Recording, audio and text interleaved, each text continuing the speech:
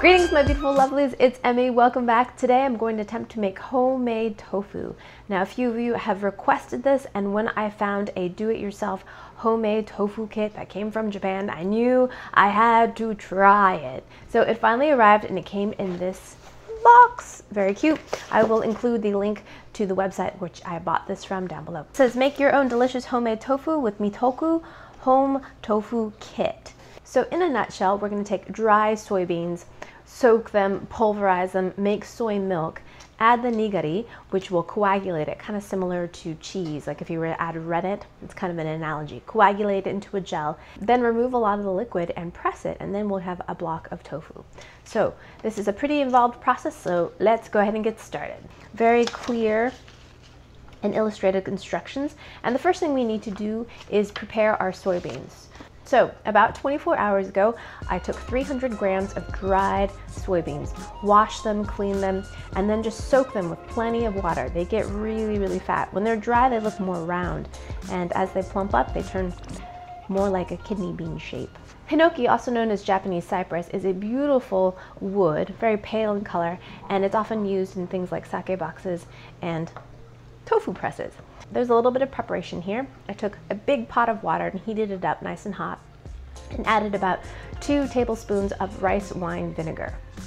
And then I completely submerged the box and the top of the press and the bottom of the press in the vinegar solution and let that soak for 24 hours. Lovely fragrance. If you ever have the pleasure of doing Japanese onsen, which is soaking in natural hot springs, it is absolutely wonderful. Oftentimes there'll be bathtubs and things made out of hinoki wood, which has a lovely piney scent to it. Just absolutely lovely. So now what we're going to do is take our soaked soybeans and we're going to puree it. We're going to use a little bit of the soaking liquid and create a very, very finely ground paste. And this is called the go.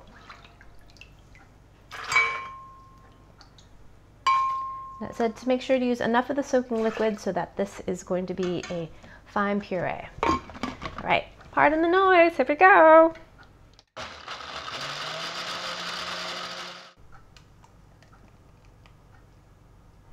And I have pureed all of my soybeans. I have quite a lot. This is about half of it.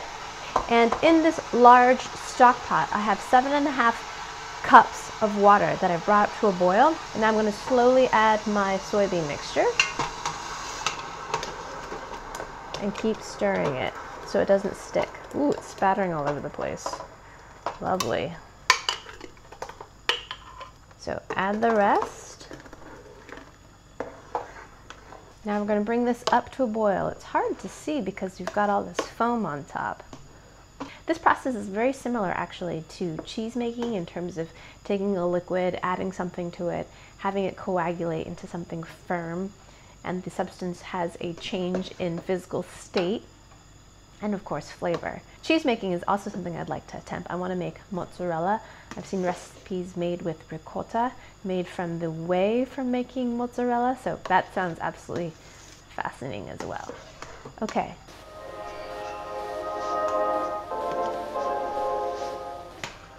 Look at this way this grows. Okay. Crazy. So it comes up to the boil. Now we kill the heat and we allow the bubbles to subside. Let it cool down until all the boiling has stopped. Then slowly reheat and allow to simmer for 7 to 8 minutes. Okay, I definitely recommend using the large stock pot you have, just for the reason that I just demonstrated. Tofu puree mixture has been simmering now for 8 minutes. Now what we're doing is collecting the soy milk. The solids is called okara, which is the bean pulp, and you can use that apparently for a bunch of different recipes. But what we're trying to do is get the actual soy milk. So I've got a colander here lined with a cloth bag. This cloth bag was included in the kit. I'm going to take my pot of hot soy milk and pour it through the strainer.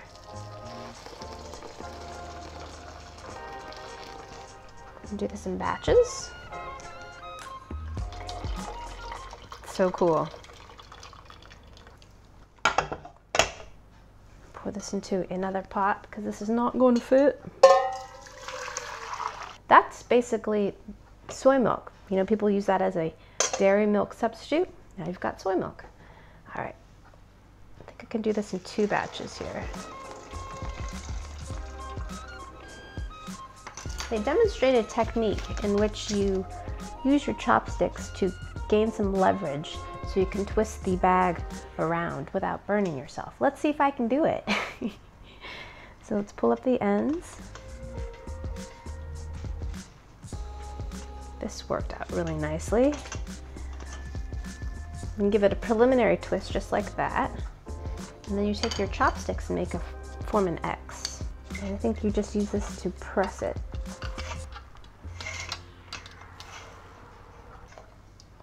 Let the temperature of the soy milk fall between 80 degrees C, which is 170 to 180 degrees F. We're at 178. Great. Now we're going to take our nigari solution, which is made from seawater, and dissolve it in 50 milliliters of hot water. It didn't specify a temperature, so I'm just using the hottest tap water I've got.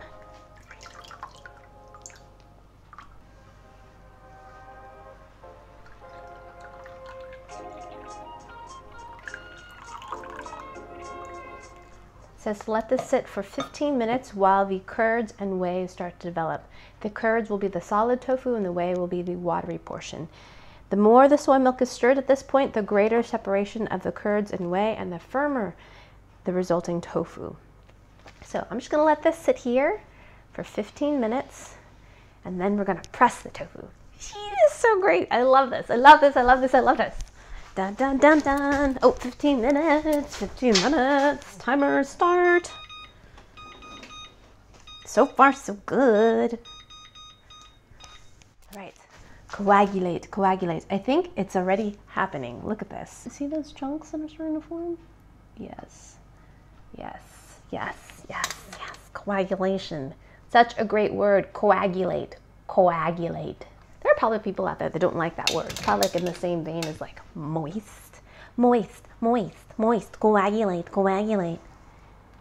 Oh, yes, yes, yes. This is actually working. I'm so excited about this. Alrighty, it's been 15 minutes for my tofu milk to coagulate. And now we're going to press it. Here's the press. It comes in 3 pieces. Here's the base, here's the box, and then we're going to take this included piece of fabric and line it inside the box. It's kind of like cheese. How cool is that? So the nigari has worked. Now we're going to place it into our box. Oh, it's so great. Now I've got a tray here to collect the whey as it comes out of the box.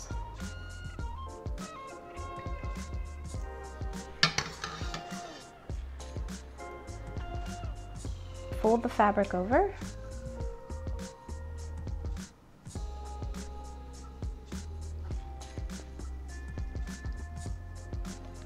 Put this lid right on top. And now we're supposed to weight this down with about 1 kilogram of weight, and they said about a big can of beans. But this mason jar contains 2.5 cups of water, and I weighed it, and it weighs about 1 kilogram, so this is perfect. So now we're going to weight this and wait 15 minutes, and our tofu should be ready. So what this is going to do is press the excess water out of the tofu. I'm actually going to just place it just like that, right in the middle. And the excess whey will come out of these holes. Oh, look, so cool. Just drip out. Be back in another 15 minutes to cut this and taste it. Yay! Alrighty, so the tofu has been sitting here for almost 15 minutes. We're on my last minute, just another 30 seconds or so. And it has exuded a lot of water, and I've actually sopped up some of this as well. But so far, everything is working out beautifully. This kit is great, but I shouldn't be surprised based on my experience with making so many Japanese candy making kits, which always turn out perfectly as long as you follow the directions to the T. So I'm not surprised that this kit is working out so nicely. So while we're waiting, do you like tofu? Growing up, I know I'm Asian, but we didn't eat a lot of tofu. My mom's favorite way and our favorite way of actually preparing it was getting silken tofu, which is really, really, really puddingy and smooth and slick. And she put a little bit of soy sauce on top and some garlic oil on top. Oh, so good. We would just scoop bits of it. It's kind of like an iceberg and just serve to everybody and eat it with hot rice. Absolutely delicious. So they serve it similarly in Japan, but instead of the garlic oil, they would put shaved bonito flakes, which is shaved smoked fish. It was just absolutely delicious. Oop, there we go. Okay. So let's go ahead and open this. I can't wait to see what this looks like. I love this mold, by the way. I think I've mentioned that a few times. Take this off. They said the best way to eat it is just actually serve it warm. I've never actually had warm tofu, and it is warm. Oh, yes. Okay, push this through. Ready to see the tofu package? Okay, okay, make sure you guys can see this. Okay. Oh, look at it jiggle. Oh, this is gonna be great. Oh, this is great. I never knew why tofu had this pattern on it, but if you look very carefully, it's the pattern of the fabric. You learn something new every day. Oh, and it's steaming a little bit. Oh, this looks great. And there it is. My first batch of homemade tofu. Yes! Look at it jiggle. It is so beautiful. Oh, wow, it's so fragile. Oh, yeah, look how soft it is. Doing, doing, doing, doing.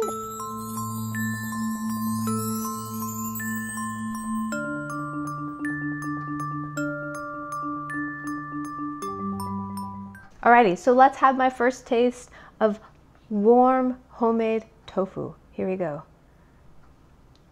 Itadakimasu.